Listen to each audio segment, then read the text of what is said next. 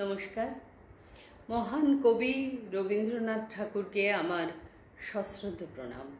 কবিতা ভূমিকা।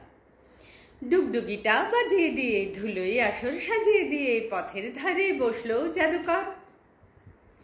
এলো উপেন এলো রূপেন দেখতে, এলো নিপেন ভূপেন গোদল পাড়ার এলো মাধুকর।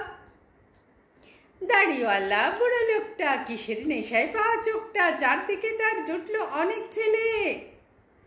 চাতা মন্ত্র আউড়ে শেষে একটুখানি মুচকি হেসে ঘাসের পরে চাদর দিল মেলে।